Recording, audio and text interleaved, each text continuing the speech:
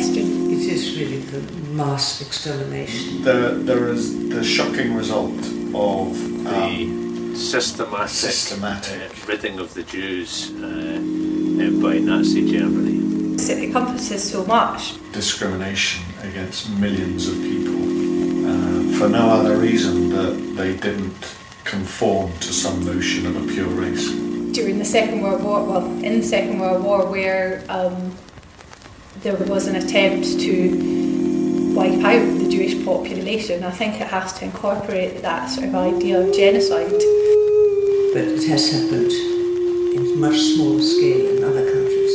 But I think we stick with the Jews because I think that's where the word was probably used for. I think of this sort of Jewish term, the Shoah, which is that it's a specific event. It's not just any genocide, it's the genocide that occurred during the Second World War against the Jewish people.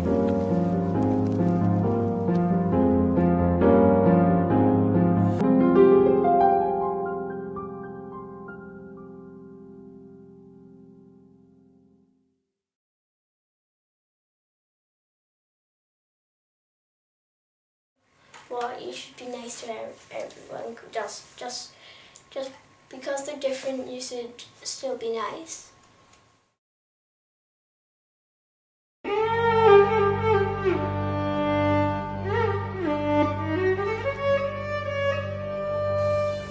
In what could be described as Europe's darkest hour, the horror story of the Holocaust haunts the memory of the modern-day world.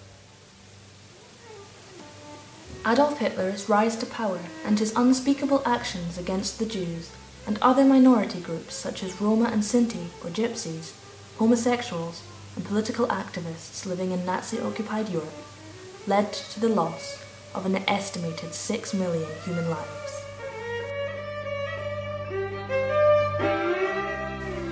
In the years before the outbreak of the Second World War, Jewish people were ostracized from German society. They became Hitler's perfect scapegoat for the problems in the German social and economic climate, and gradually became the German population's most hated people. We can see from anti-Semitic propaganda that the Jews were painted as an evil and parasitic culture intent on destroying the German nation. During World War II, camps that became known as concentration camps were opened in Germany and Poland to confine and segregate Jews from the rest of the world. At first these camps were used, as well as inner-city ghettos, essentially small areas sealed by walls, to remove groups of people out of functioning society, where they starved and grew weak and sick due to cramped and unsanitary conditions. But this was not enough for Germany's fascist leader. He envisioned a perfect Aryan race, a world free from Jews and other, less human people, and thus concocted the most extreme and evil plan in modern history. He would exterminate the Jewish population.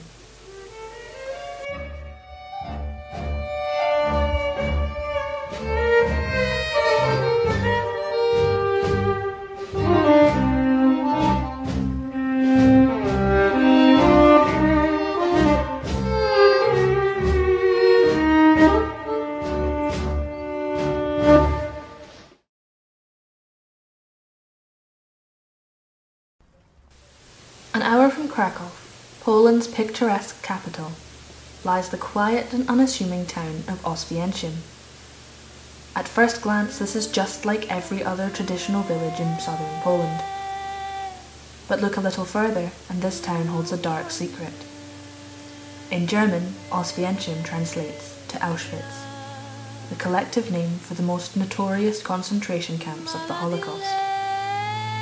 At the height of Auschwitz's activity, there were 3 main camps: Auschwitz I and Auschwitz Birkenau, which remain intact today, and Monowitz, which along with 45 subcamps used mainly for forced labour, have since been destroyed. Auschwitz I was the first of the establishments that turned Oswiecim from village to killing factory. It was here, in May 1940, that Polish political prisoners began to arrive, to be joined later by persecuted Jewish people. It now remains fully intact and serves as a memorial site and museum. Although many thousands of people were killed in Auschwitz I, it served mainly as a work camp. On the iconic iron gates into the camp's grounds, we see the cruel and ironic words, Arbeit macht frei, a German phrase meaning work makes you free. This is a slogan seen not only at Auschwitz I, but also at other such concentration camps, or in German, Konzentrationslager, such as Theresienstadt in the Czech Republic, Sachsenhausen in Oranienburg, Germany, and even in the first of the Nazi concentration camps, Dachau, in Upper Bavaria, Germany. We know from the inconceivably high death toll from these camps that for all but a lucky few, arriving at one of these camps did not mean freedom at all. It meant dehumanization, humiliation, and certain death. In September 1941, Poland saw the opening of the major site of the Nazis' final solution to the Jewish question, Auschwitz Birkenau, a purpose-built extermination camp where at least 1.1 million people were killed in gas chambers with toxic Zyklon B gas. Between the years of 1942 and 1944, this drive for extermination by the Nazis amounted to the death of around 4,000 human beings every day in Birkenau alone. Approximately 90% of the casualty list were Jewish. But this staggering number marks only 1/6 of the number of Jews killed in the Holocaust. Those who did not perish in the hell on earth that was Auschwitz, either by gassing, shooting, starvation, exhaustion, disease, or nightmarish medical experimentation, were rounded up and killed by Gestapo, or the Schutzstaffel, known as the SS. Either that or they died from hunger, fatigue, or sickness contracted in ghettos, forced labour camps, or even on the endless train journeys into Auschwitz itself.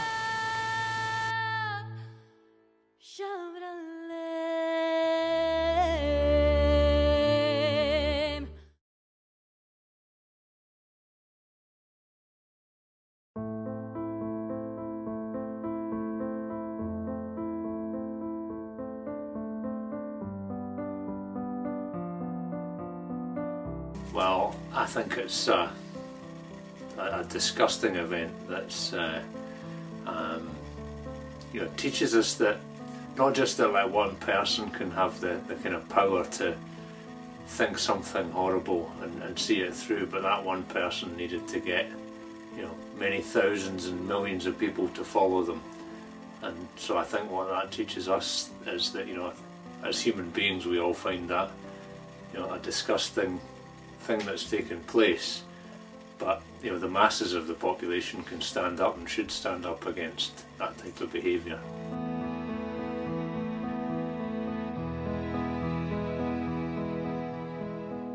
There is this duality, and we have to take responsibility to try and be good people. I know we're all it's very easy to get bogged down with your own lives and your own things and to forget about other people. And the Holocaust is a prime example of where just ordinary people did atrocious things or ignored atrocious things equally. It could just keep happening.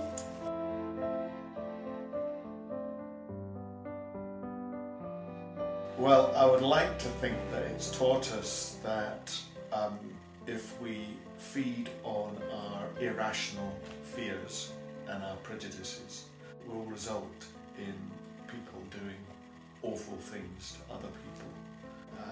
But I fear that we continually have to relearn that lesson because it still seems to be happening in the present time as well. It's remembered and people know about it. I just don't think we seem to have learned any lessons from it, because we can say, oh, it was horrible, it shouldn't happen and all that. It's very easy to say that, but it's more difficult to actually take something from it and to think about what it means, and I don't think that happens enough. I was growing up, I was very much aware of learning about the Holocaust, and it was a big part of my education experience as a young Jewish person, and I think that being involved in learning about it is so I think it teaches a lot about the frailty of humanity and our ability to each individually to succumb to being very selfish and doing things for our own gain, and that nobody is sort of above that in a way. The more I've read about it, and I hate to say this, I think relatively little, I'm always shocked to find what happens now around the world, which is probably in many ways the most shocking in my lifetime that has appeared. I'm counting myself, I was a very small child, I was under 4 when it happened in Germany.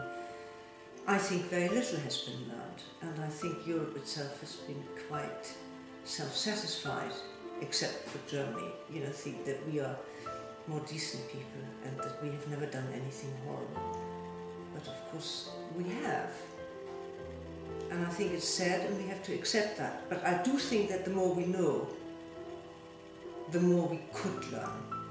We would become more careful at least. And I think talking about what happened is really, really essential, and because it can teach us so much. I think that we should all try at times to really, think, am I ignoring something that matters and that I should be doing something about? I think it's just to regard people as human beings, whoever they are, and not even dream of thinking anyone is worth less than we are. I think the challenge for the younger generations of today is to make sure that they don't allow themselves to follow and believe in a cause that can end up as extreme as what's happened in the past. We've got to continue to remember, because we forget it at our peril.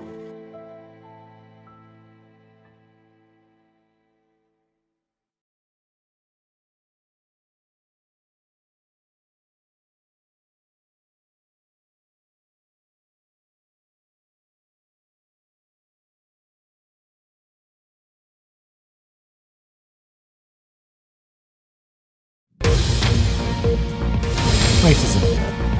They must be scared, mustn't they? The advance of ISIS. When we say stop immigration, terror in the heart of Paris. We've given away control of our borders. We now have an open armed, two men entered the building in the centre of the French capital massacred people, and began civilians, firing. killed solely on the basis of their religion. By the time they'd stopped, Saddam at least Hussein's 12 time. people were dead. Meanwhile, in the Many European other Iraq War of elections in London, the 2003. British National Party is fielding a full list of candidates. It is Their not leader, Nick impossible, Griffin, says they're but it campaigning needs on time. Europe Charlie through Hebdo, a immigration. satirical magazine, has been attacked before. in a Kurdish district and killed 5 people. 5 or 10 minutes or so. People here fear that ISIS can strike again at any minute. This is an act Now that of dispossession exceptional has come barbarism. again, the young men are flocking to take up arms.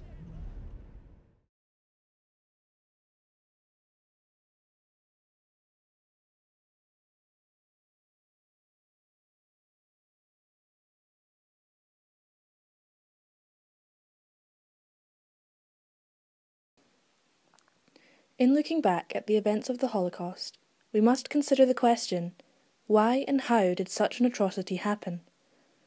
We can find an answer in discrimination. I think discrimination now, as we well know, is in all areas, whether it's age, race, religion. Fear and prejudice of difference. Anything that's different from yourself, whether it's the colour of your skin, whether it's your religion, whether it's your sexuality, anything like that. You treat people differently based on some type of characteristic, and I would associate with that when you discriminate, you treat people that you're discriminating against unfairly. Discrimination, sadly, is not a thing of the past. Even still, in the UK, a highly developed society, deemed to be forward-thinking and metropolitan, with legislation legalising gay marriage and demanding the prosecution of those that commit acts of hate crime, we still see discrimination. We look at those parts of the world today where atrocities are happening. There have been genocides in recent years. They maybe don't happen necessarily on the same scale.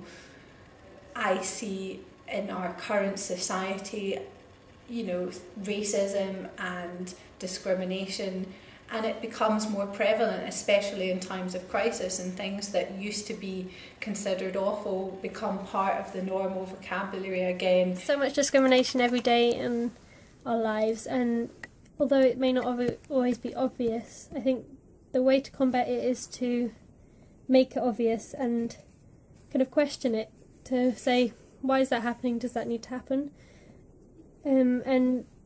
So that can make such a big difference. It seems so minor, but questioning stuff and making sure that it's not commonplace and it's not accepted, I think, is the key to making a difference. I think as an individual, we all have to learn to be very tolerant and accepting of different views, different cultures, different races and nationalities, and really embrace that difference. And I think if individuals we're all very tolerant, then as a collective we'll be much stronger in being able to stand up against any kind of similar movement in the future. When talking about the Holocaust, we must recognise that first and foremost, it was a tragedy.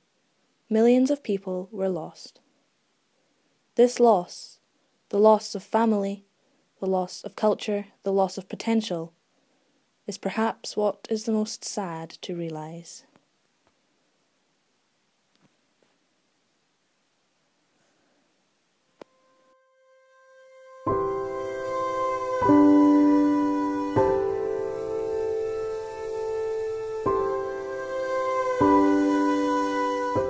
When I grew up, I wanted to be a businessman.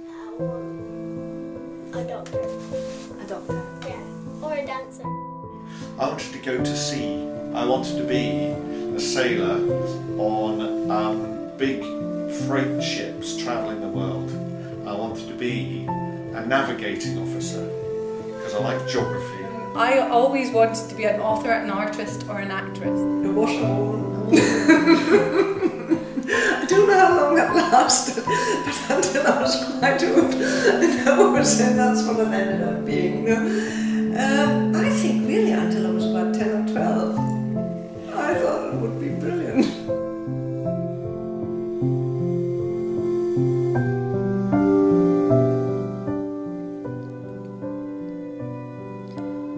These dreams and wishes are not unlike those of the people who were murdered in camps around Germany and Poland, just like Auschwitz. Every single person lost in Auschwitz had friends, enemies, family, children, husbands and wives, jobs, pets, dreams and fears, but they were killed, and all this, their opportunity and potential, was cut short. It makes me incredibly sad that so many dreams were destroyed, so many wishes and hopes were lost, and every one of those people had hopes and dreams. Of course, it starts with things that they don't see their families grow up, which I now, having children of my own, think must be just terrible. It is, it's awful, Sometimes I think of like my children particularly when I think about this, and it just makes me desperately sad to think that that they could be in a situation where people would want to take their lives and the chances for their future away from them. So yeah. I just find it makes me so sad that, and it doesn't matter whether they were young or old, having an ambition, but just with something to look forward to and a purpose in life, to have that taken from them is just so horrendous. It was ordinary people who were shot, starved and gassed. Ordinary people, just like you or I, found themselves in the middle of brutality and condemnation. It becomes easy to dehumanize those 6 million who were killed into a victimized mass, and to dehumanize those millions who did the killing into evil and soulless monsters. What haunts me most is the kettling up of them and then dividing them up into women and children and men and those looking fit to survive. And You just cannot imagine, though you try and imagine, what it must feel like for the people who've been split off. Did they know what was going to happen to them? They must have had a feeling that this wasn't right. They can't have believed that they were just going to go on a happy working holiday. You know, if Britain became a place where anti-Semitism was incredibly rife and laws started being passed, I would probably think, well, that, you know, now we have to leave, but where would I go? And what if all my family didn't want to come with me? How would I feel about that? I can't imagine leaving and uprooting your entire life. Nobody can truly imagine the horror of the Holocaust. But what is even harder to do is to imagine the other side. It is desperately uncomfortable to imagine ourselves behind that enemy line, where only immoral and insensitive evil can work. We cannot see ourselves with the capacity to inflict such cruelty on others. But really, these people were ordinary as well. Unfortunately, I can easily imagine being one of the people that was a victim. If you happen to be unfortunate enough to be in the group that was being persecuted. And I think what's harder to imagine is allowing yourself to be one of the followers. It's difficult to imagine yourself in the person of a perpetrator, but there were just as many millions of people who either actively participated in it or passively allowed it to happen. I think that I can understand how people would live in absolute terror and fear, even if they themselves were not being persecuted. Could I be somebody who committed those atrocities? I'd like to hope no. I don't know. It seems impossible to imagine how I could stand in front of a person and send them to their death, shoot a young child. But lots of ordinary people did it, so how can I say that I never would?